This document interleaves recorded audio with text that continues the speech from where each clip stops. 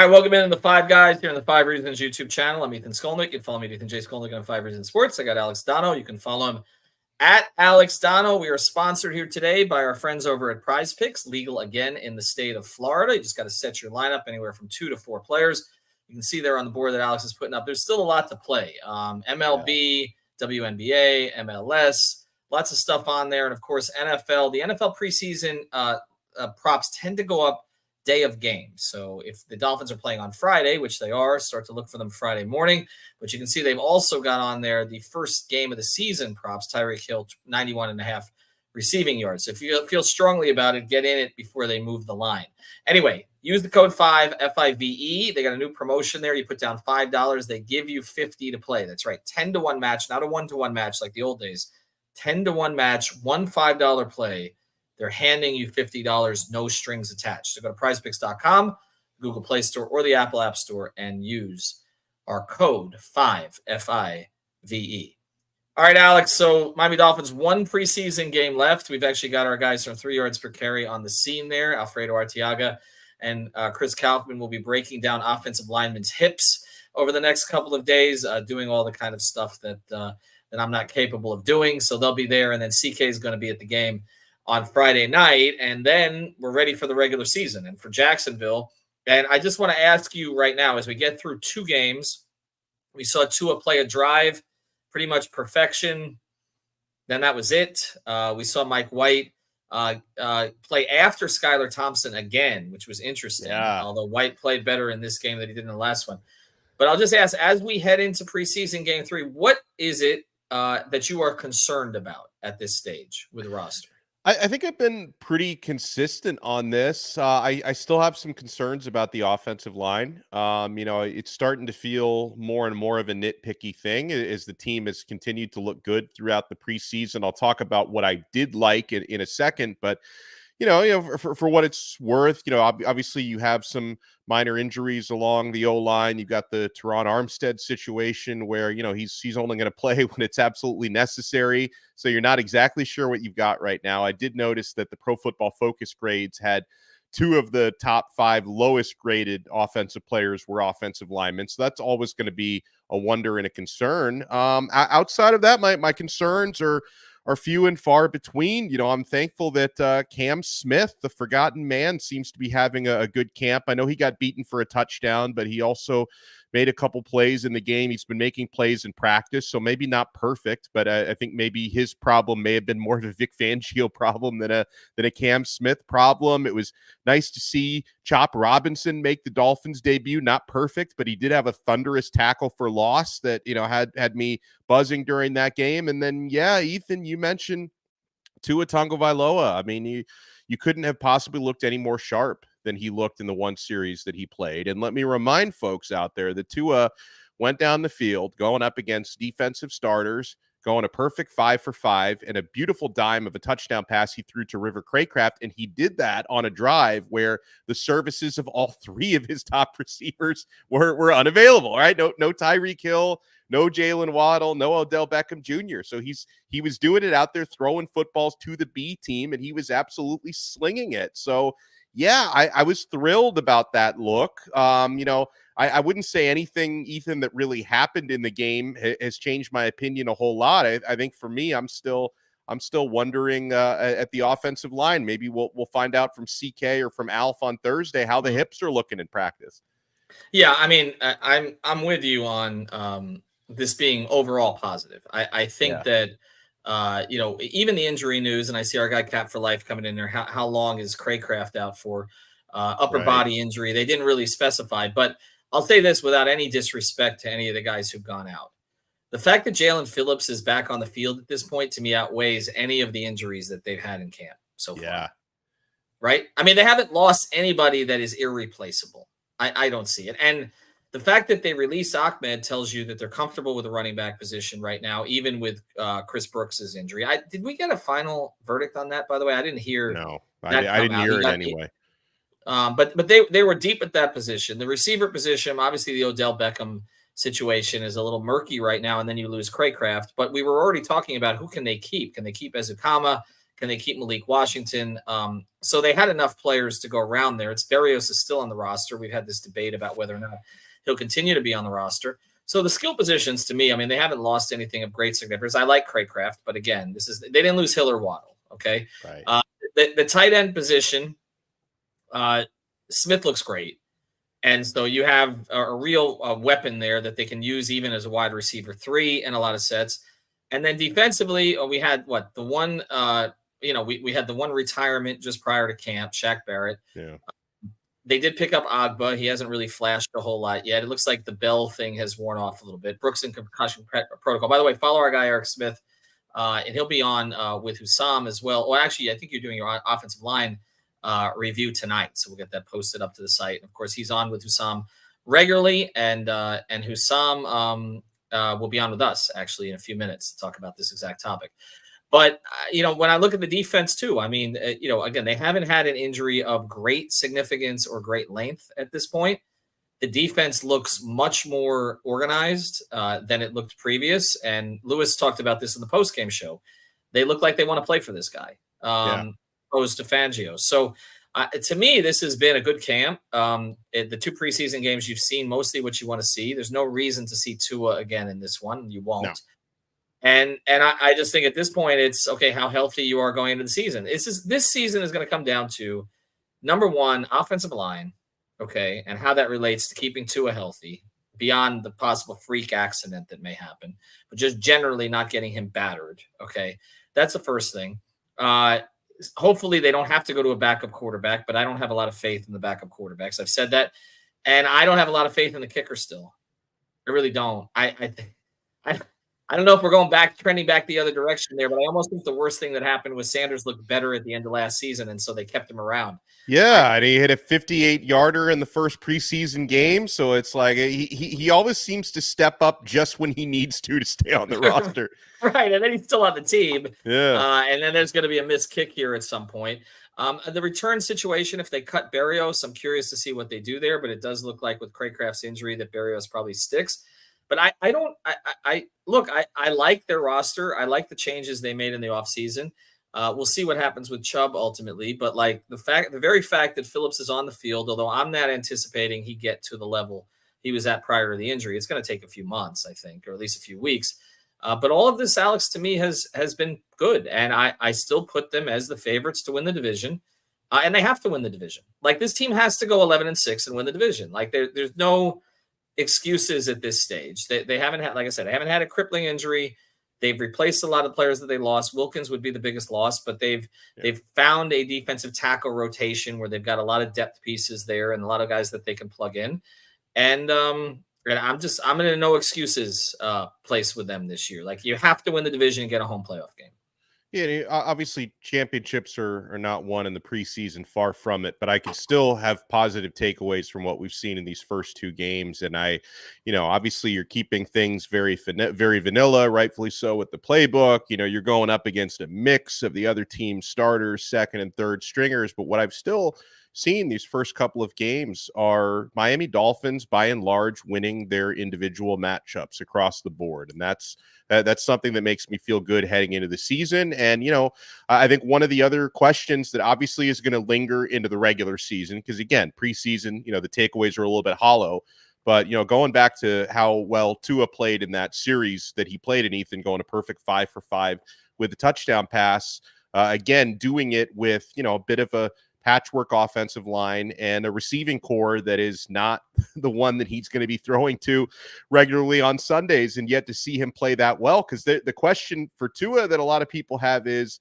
can he elevate the talent around him? I mean, that's in that drive, that's what he did. So hopefully we can extrapolate that across a lot more drives this coming year. Yeah, no doubt. And I see that from, I guess it was from Mike Greenberg's producer, about how basically the reason for Tua's improvement was not getting a new head coach but believed in him, but actually the fact that they got Tyreek Hill. And I keep coming back to this. It's not a slight to Tyreek Hill. Tua's had a better passer rating last year with Tyreek on the sidelines than he did with him on the field. So again, that's not causation, correlation. We can talk about all that stuff. And the fact that obviously you want Tyreek to be on the field. They're better with Tyreek on the field. He's better with Tyreek on the field. I'm not arguing against any of that. I'm just saying this idea that he's a total incompetent with Tyreek off the field is wrong. It's just wrong. And there are other things to comment on with him. Again, his ability to kind of make something out of nothing, which he has shown more improvisational skill and willingness to go to it this training camp and preseason, which is good. His ability to stay healthy, well, he did last year. He was one of the healthiest quarterbacks in the NFL. And then the last part, which is his ability to win big games in December and January against good teams, particularly on the road. That's where we're at. Yeah. That is a reasonable. You and I have that same thing. I think every Dolphin fan should have the same thing until we see it. Yep. But the rest of this stuff is just noise. The ability to throw the deep ball, that's garbage. He's thrown the deep ball plenty. Air yards, we can quote all those statistics. There's empirical data to back up all that stuff. The one thing there's no empirical data for is, can Tua win a big game on the road in December or January against a good team? We don't have that data yet. Okay, so he's going to get opportunities this year to do that. And obviously you want to win the games you have to win in November, December, so that the games in January are at home. And then you don't have to deal with it at that point. All right, we are going to go to our sponsor here. You can find vintage jerseys here. It's not just, we've got a lot of Heat stuff on here, but they got Dolphins, they got Panthers, they got Marlins. No Canes. I asked. He hasn't. I guess Jose, he lost his Canes fandom at a certain point, so he hasn't. But he may get them back on. But he's got the other stuff. By the way, we will, and I do want to mention also last night, I know we should mention that you do great work for Locked On Canes. And so check out Alex's work there. Also, our guys at Six Rings Canes, they had me on last night to give my prediction. I said 9. I love those guys. Yes, I said 9-3. Vish said 12-0. 12-0. Whoa, I'm at 10-2. Okay. Well, if it's 12-0, your podcast is going to blow up because I'm praying for 12-0. I was gonna say, I'm sorry. I have a loss in Gainesville to start it, and then it gets a little better from there. But anyway, it is what it is. But no Kane stuff here. But you can find everything else at Jersey's 305. Hey, it's Ethan Skolnick for the 5 Reasons Sports Network. We've got a great new sponsor that fits with us perfectly. It's called jerseys305.com. That's jerseys305.com. This is your home for dead stock and vintage jerseys from the Heat, Panthers, Dolphins, Marlins, and the other local teams. Their mission was born from a passion for wearing jerseys of the old styles and the past players. Jerseys 305 aims to make every fan stand out from the crowd with unique pieces that you don't commonly see anymore. Maybe 10, 15, 20 years ago, but not today. And Jerseys 305 was created by the fans, for the fans. They're diehards just like you. In fact, they're probably listening to this episode right now. So check them out, Jerseys 305, their partnership with 5 Reasons Sports, celebrating with a 10% discount on the next purchase using the code 5 at checkout. Unlock your exclusive savings on the entire vintage collection.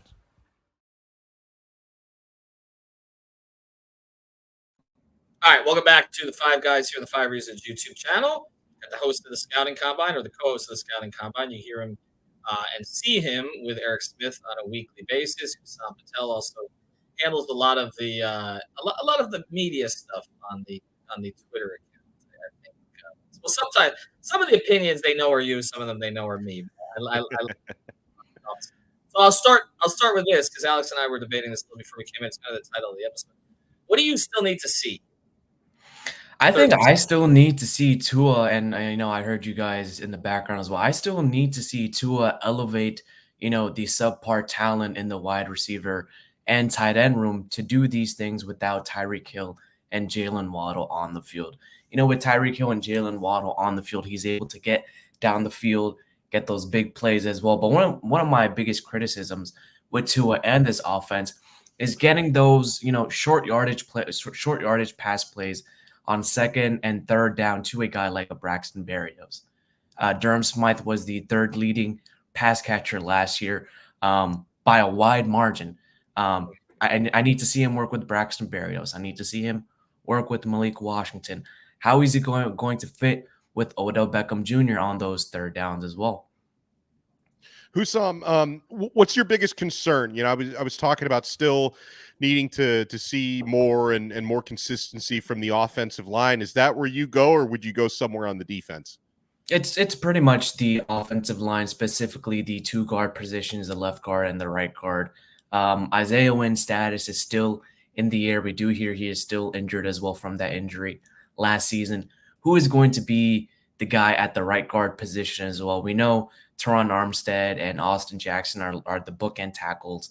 We know that Aaron Brewer is going to be come back hopefully by the start of the season, and if not, Liam Eichenberg can slot right in as well. But the 2 guard spots, they will need to anchor in, because that's where, a quarterback's vulnerability is. If the defensive line can absolutely destroy the guards within 1 second of the play could potentially be dead. And that's where it comes in on those November, December road games up against good teams this season and potentially the playoffs.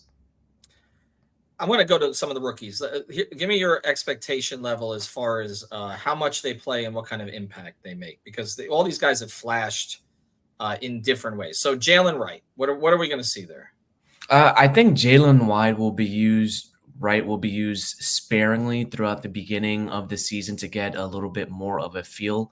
I think they're going to be primarily with Mostert and Achane as the 2 feature backs along with Alec Ingold.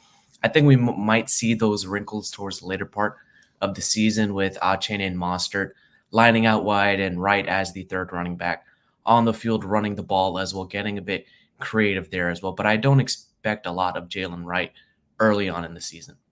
All right, so let's go to Chop Robinson. I do think Chop Robinson, reviewing some film from the Commanders game, there was a lot of meat left on the bone, specifically of him, rushing the passer on, designated downs that was going to be passed and alongside the run. I do think he's going to be a pass rush specialist primarily on those 3rd and longs. I do think he's going to use a lot on those blitz packages as well. Anthony Weaver likes to dial up a lot of creative blitzes, and I do think that's where he is going to shine the most. Not necessarily on a guy like Jalen Phillips or Bradley Chubb. He's not at that level yet, but I give him another year of polishing to be able to make a good impact. All right, and give me. I'll frame this one a little bit differently. If Patrick Paul has to play, where's your confidence meter on that? 1 2 Donno. He's still raw. I do think he's still raw, but he has learned, he has improved a lot this offseason comparing his tape from Houston to now. Hashtag and Butch Berry we trust. I do think he will be better than where we project him to be from when he first got drafted. But, in the run game, he should be solid. He should be decent. And designated pass sets where it's going to be drop back passing, I don't have a lot of confidence. And that is going to be an eye to watch if, Teron Armstead is out for a couple of games and Patrick Paul does need to play for, 50 to 60 snaps a game. I like this question from Cap for Life because I watched this player a lot in college. Storm Duck, your thoughts and how many corners are the Dolphins going to keep? I think they're going to keep at least 7 to 8, and they're going to move them around a lot between the safeties and the cornerback room. Okay, that's fair. And a couple other questions that came in here. AKW Beats Chop. I'm going to play a lot late in the season. I think it's interesting because we don't know when Chubb's coming back, right?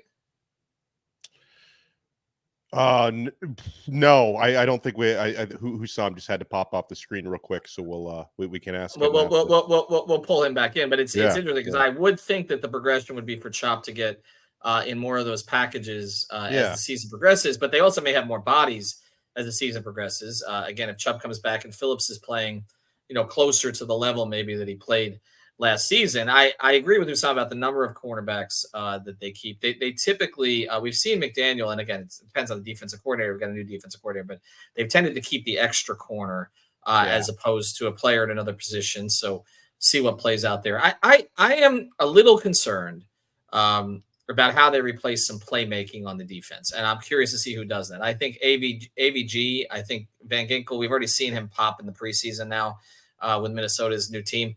I do think he would make a play every 2 or 3 games that like change the tone of the game.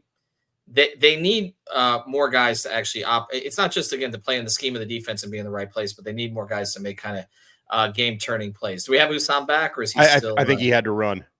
He had to run. All right, so we're going to, just for those who are looking for Usam, check out the scouting combine. He's on there with Eric. Eric Smith has his own stuff that he's going to do tonight, evaluating the offensive line. in the last game. So Alex, I'll let you close with this. Have you changed your prediction for this team this year based on anything that you've seen so far? I got a little bit more bullish actually since Tua got his contract, and he seems to have responded to that very well on an emotional level. And clearly the limited work we've seen him do in the preseason, you couldn't have possibly done any better than 5 for 5 with a touchdown on the lone possession that you play in. So yeah, I mean, I again, like, it comes back to the uncertainty in the AFC East to me, but I see no reason why the Dolphins can't win it, right? I mean, Buffalo, I would argue, has got a little bit worse. I think, to me, so much of the Jets' success is going to hinge on Aaron Rodgers. We just don't know what to expect there. And, if the Patriots are not awful, I would be shocked by that. So there really is no reason why the Dolphins shouldn't be able to contend for a division title. So, if anything, I think I feel a little bit better. I don't know if I feel better enough that I predict like an extra win. I think 11-6 was my prediction, but thinking that could be enough to win the division this year. I'm somewhere in the 11 to 12 regular season wins range, but I do feel a little bit better just seeing the togetherness of the group and Tua and everyone responding to that contract. And as we know from Tua, he's big on positive reinforcement. All right, I mean, he said to Levitard the other day about his former head coach Brian Flores that you had a terrible person saying terrible things to you about how you play and how that can affect you. He has the opposite of that now with Mike McDaniel. Yeah, I'm with you on 11 wins. I may be convinced to go 12 closer to the season. I do think 11 wins the division this year. Yeah. I think, and to me, the best thing that's come out of the past few days isn't just on the Dolphins side. It's that Aaron Rodgers looks like shit, which is what I anticipated. And I really don't think he's going to be that much of an up. Look, I've been a Rodgers guy as a player, following, obviously recognize his greatness, etc. I like him better as a player than I even liked Favre. And all that, but I think he's cooked. I think he's cooked. I think he was kind of cooked before the injury. I think he's definitely cooked now. Their defense is good, but I just think the Dolphins on paper are better than them. I think, and I think even if they got competent quarterback play, I still think the Dolphins are better, and I think the Dolphins are better than the Bills with the way the Bills roster has been stripped down at this point. The question is, can they match the Bills' physicality, which has been something we've harped on a lot. And the Patriots are awful. They should be a worst, one of the 3 or 4 worst teams in the NFL. So you need to go 5-1 in those division games. If you go 5-1 in those division games, like, it's not asking too much to be 12-5. I mean, because then you're talking about 7-4 in the others. And I think that's about where they should be. But we'll do our prediction shows closer up. Again, we're going to do some more Dolphins content Thursday with the team up there. September, a little bit more of a pivot to the Heat. See, this training camp, not only it's in the Bahamas at Baha Mar, the Sixers are going to be 5 minutes down the street. Oh, I didn't know that. Which is where the Heat used to go. So Caleb Martin can just go back and forth between both hotels, I guess. Well, what's the I've stayed at Atlantis before. I've never stayed at Baha Mar. What's the nicer hotel there? I prefer Baha Mar. Okay. I've only been there once. I was there 2 years ago. The hurricane was coming for both the Bahamas and Miami at that point, although we got out and then it didn't end up being much. So the hotel was basically empty. So it was just like me and Andy playing blackjack. So it was like, it was like, but I will say that they have the water slides, they have the whole thing, but it's not quite as commercialized as Atlantis. Yeah. You want to pay $62 for chicken Parmesan, you go to Atlantis. Well, the problem I've seen with Atlantis is that, like, because I remember going there as a kid in the early days before going back as an adult, and it's like they sell like the day passes to like cruise ship people, so it's like it's going to be so slow. I don't know if they sell those at Baha Mar as well, but all the cruise ship people they buy the day passes to Atlantis, so the pool is slammed. The pool is slammed. The lazy river is, you can't even navigate on the lazy river. It's kind of like the Heat have more spacing than the lazy river has. I'll just say that. But yes, we'll have coverage from down there. We'll have our guy Timothy Bain. He's our Bahamian correspondent. So maybe I'll send him to the Sixers. But anyway, thanks to Hussam. Check out Eric Smith's offensive line review tonight at 7:30. Actually, that's the same. Lewis is going to be upset. That's the same time, I think, as Pulse of Fins Nation. So we're counter-programming. Wow. Dolphins content tonight. Inside Leverage tomorrow. Thanks to Alex. Thanks to our sponsor. Yes, do 7. Do 7. Do 7 because that Lewis is going to get upset about that. Anyway, have a good day, everybody.